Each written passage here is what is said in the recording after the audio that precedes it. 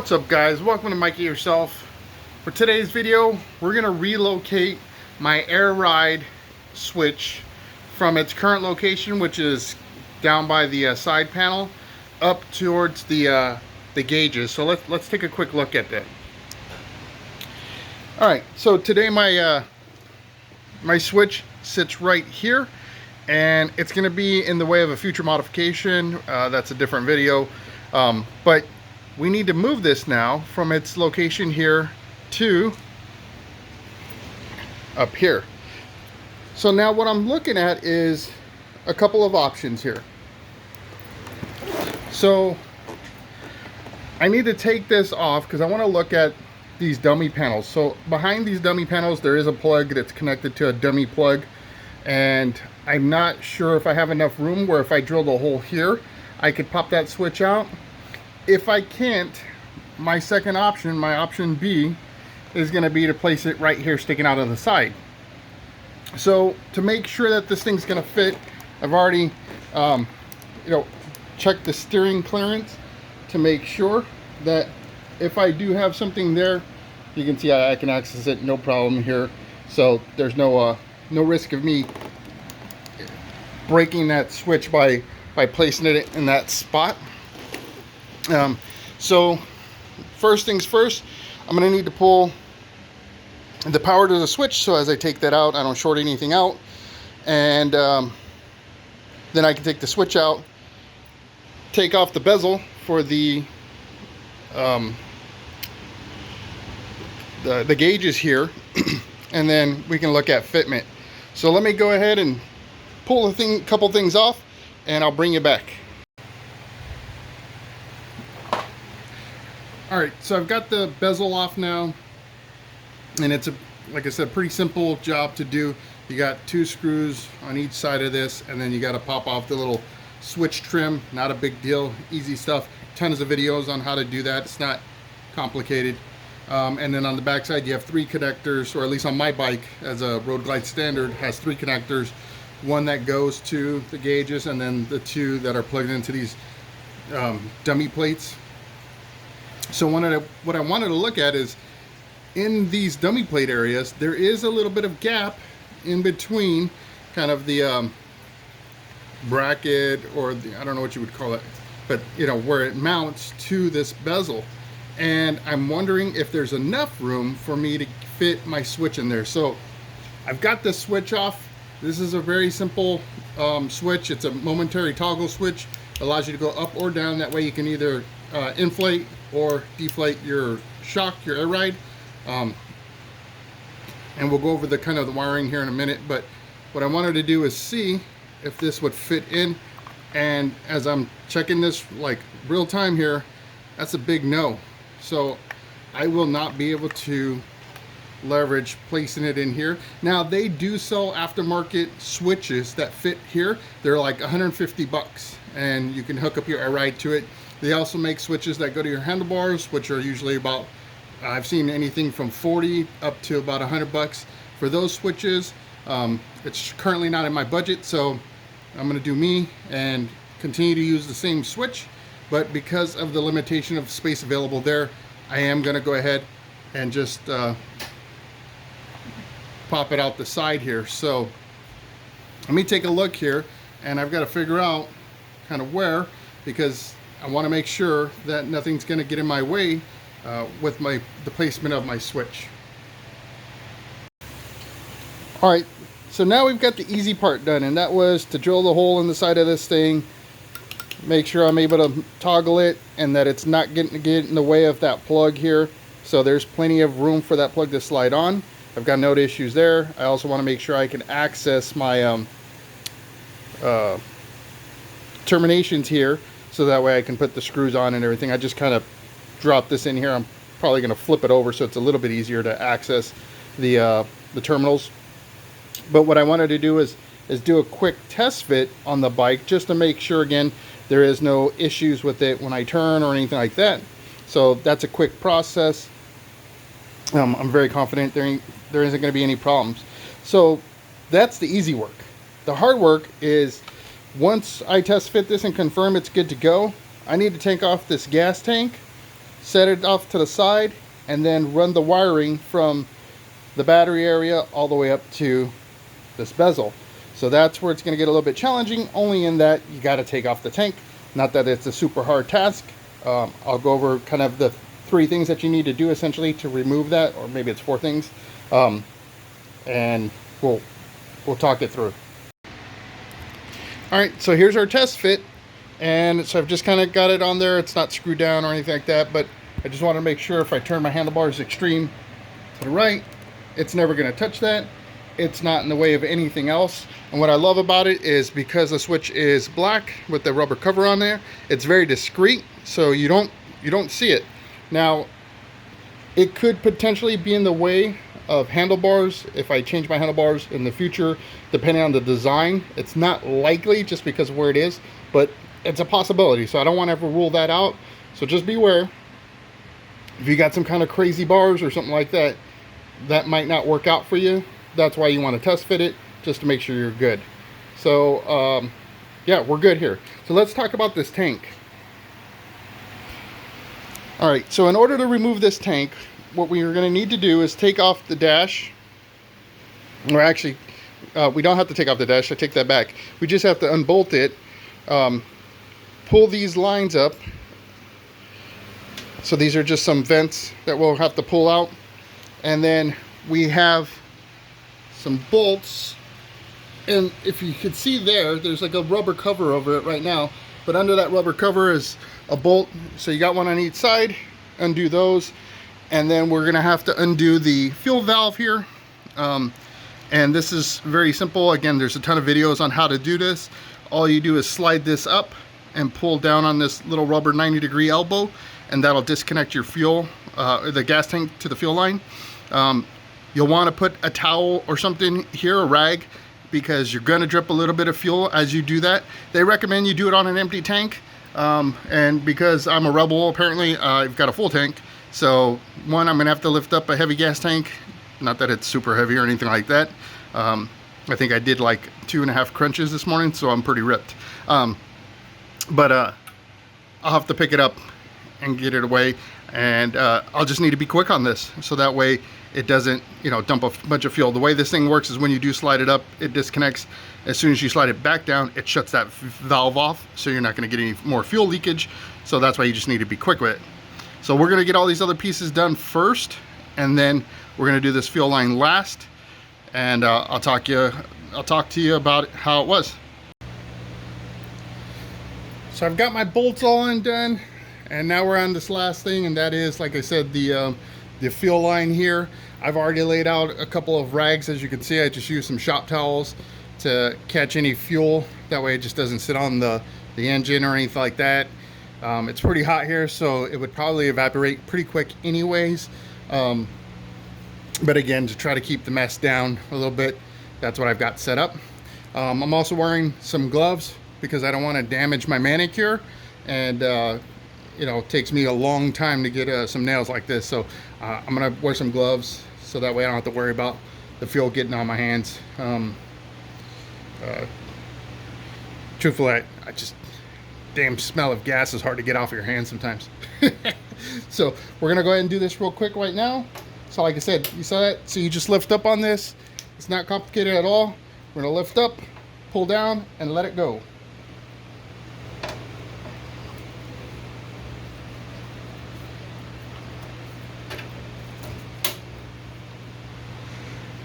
Simple as that. Literally, I don't think even a drop got onto the rags. It actually ended up on my glove here, and that's nothing. So I'm just gonna wipe this down just to make sure there's no drips that are gonna get out from around there. But that's it, simple as can be, right? So don't be concerned about disconnecting that. This is far better than having to deal with some other motorcycles and how they have their petcocks and stuff like that set up. So I appreciate that Harley was thoughtful enough to create this design. So at this point, I need to take the tank off. We'll set it aside, and we're gonna look at where we're gonna run the wires up to the bezel. Before I do take off the tank, I did want to just go over again the spots where I unbolted things. So like I said, there was those rubber caps. I pulled that one off. and it's a bolt, so you could either use, I used a 13mm socket, but you could also use a torque bit on that, one on each side. I had my bolt here, and then this is a vent line that would just snake through towards the bottom of the engine, and then this is another line here. I just disconnected that, and now at this point I can pull this all up as one unit. Depending on the other videos that you watch, they're going to describe doing this a little differently, so it's really your preference. This is the way I'm choosing to do it, just to keep it a little bit easier for me. So again, it's really mechanic's preference in this case. So I'm gonna go ahead and take this tank off. Actually, I forgot one more thing. So there is this plug here as well, so you need to make sure you disconnect that from the battery tray, which is down here. So I just wanted to make sure I called that out, just because I don't want you to get to this point and you're like, hey, Mike didn't mention a plug, like, is this different, whatever. No, same thing. So just keep that in mind. The tank is still on the bike. Why is the tank still on the bike? Well, let me tell you why. Because I made a mistake, and I want to correct it and call it out in my process here. So I got confused here. I did some research a couple weeks ago, and in my research I watched so many videos on how to take this tank off that I got my stuff crossed. So let's call it out. This bolt doesn't have to come out. This bolt and this bolt over here, they do. So if you look, that bracket, this bracket here is all part of the tank. So that's how you pull that tank off. So don't do what Mike does, right? Or do it after you realize that I've made a mistake and I say, hey guys, I made a mistake. Learning process for everybody. So just wanted to call that out. And yeah, obviously it's very clear that I don't have somebody else here who does the work for me, because if I did, that guy would be fired by now. I'm clearly a novice. All right, so let's get this tank off. Ta-da, tank is off. So now that I got the tank off, what you're seeing here is the track for all of the stock wiring that this stuff goes through. So we're gonna keep it all clean. So I'm gonna use wire loom, even though I'm going in this track. And as I take this off, if you look in there, I don't think Harley uses loom in that, and that's because they got this track, right? So that's cool. But I want to keep it all together. Again, keeping it clean. So at this point now, you just pop this little cap off. It's nothing too crazy. It's these like little tabs here. You just use a screwdriver, pry it up, it'll pop off. So I'm gonna do that. And what I'll have to do is run 3 wires. Now, if you remember in the air ride video, the switch here has 3 positives. All right, so one is to the battery. That's the center point of the switch. Then there's one that goes to the air release valve here, and then there's one that goes to the compressor in the back, right? So you put those in and on either side of your switch, depending on how your switch is mounted and what your preference is. But so you put that on, and that way when you toggle your switch up or down, it's allowing the power from the battery to go to either of these 2 devices. So when it powers up the valve, it depletes the air. When you power up the compressor, obviously it builds compression and puts air in your lines. So we're gonna go ahead and do that. And as you know, huge fan of cleaning stuff you normally can't get to when you've got everything else on. So I've got some very dirty rocker covers there. So I'm gonna clean those up while I have the chance. But we'll lay out the wires and I'll loom them up and bring you back. So here's a little wiring hack that I learned when I first started in IT, running cables through buildings, data cables, as you plug them in, so you know kind of which wire was which. Once you run it through like all the tubing through the building and all that stuff, when you get to the end, you need to be able to know, well, what wire am I looking at, and then where am I plugging it into the, the closet where it has all the switches and routers and your servers and all that kind of stuff. So the trick is, when you're running your wire, and especially in this case, the wires are all red, you want to mark them on their ends. So you can see I got one with 1 dot, another with 3 dots, and another with 2 dots. So on the other ends of these wires, I've got the same markings, so that way I can pull it through the loom and not have to worry about getting my wires confused when I'm just looking at the ends.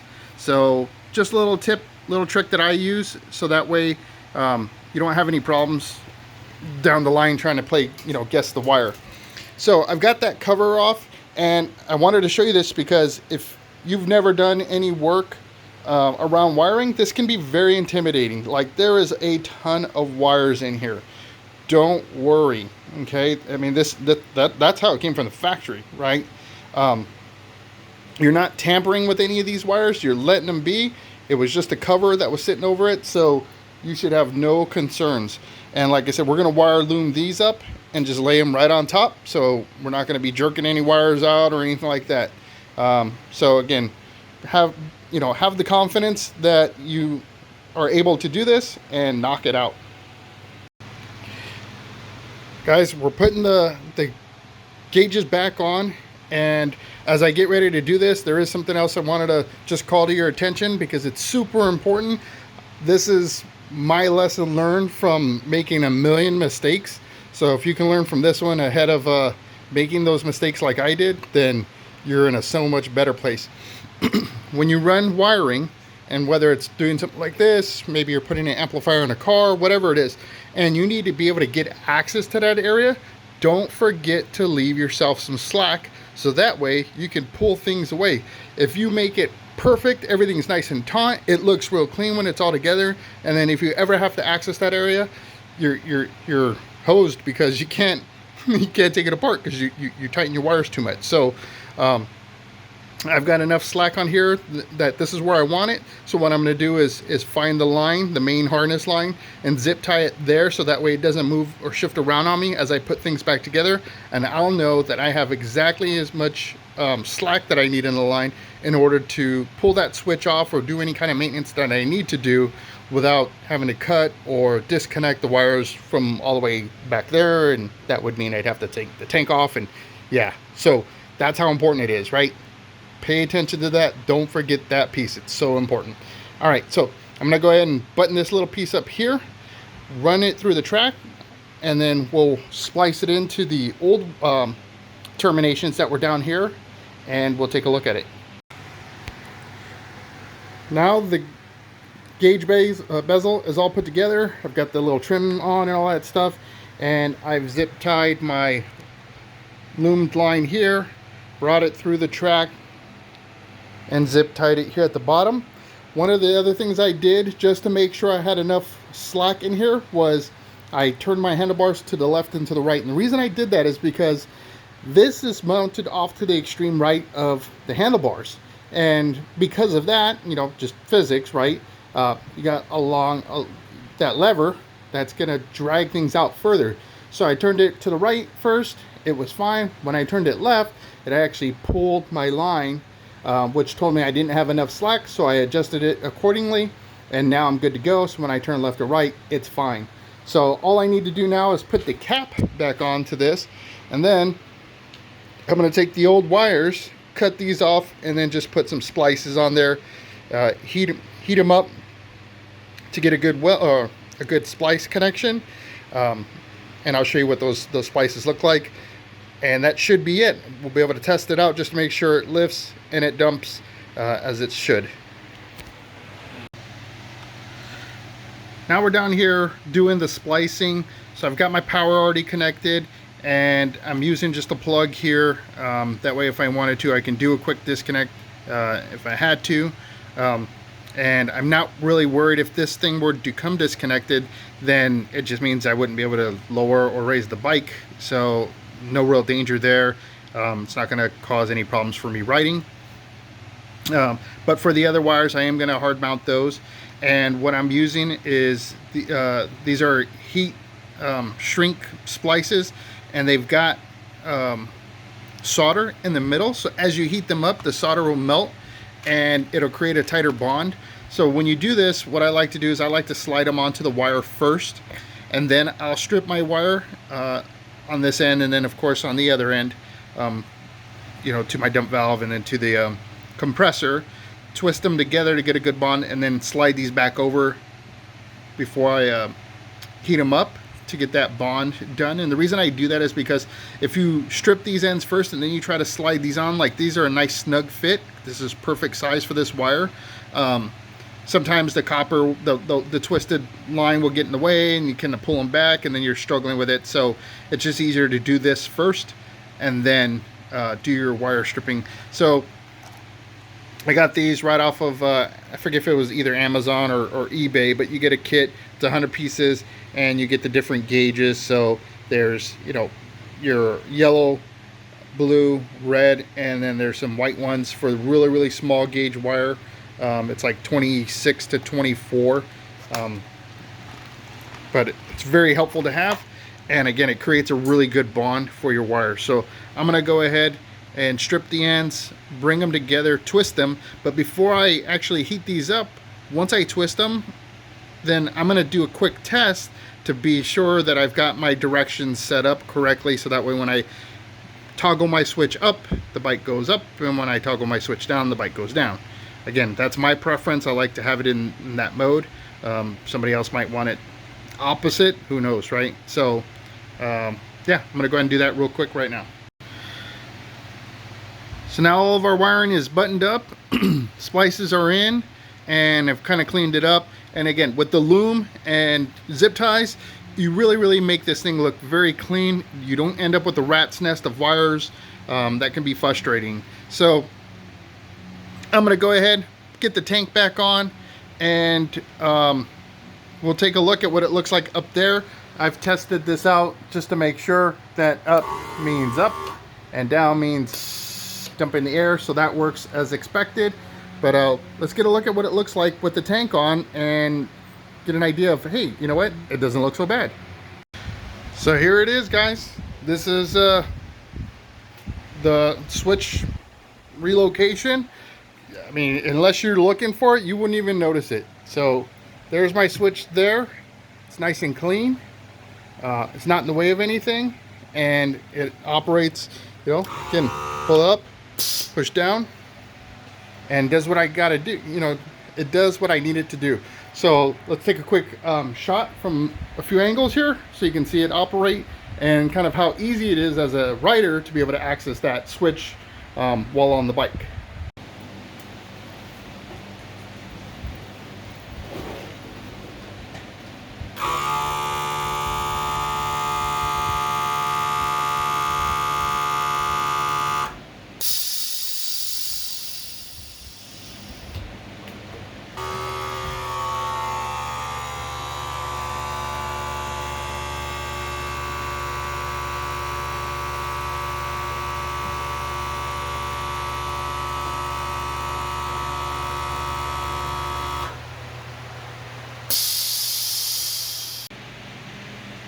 Alright guys, so that's going to be a wrap for this video. I hope you enjoyed it.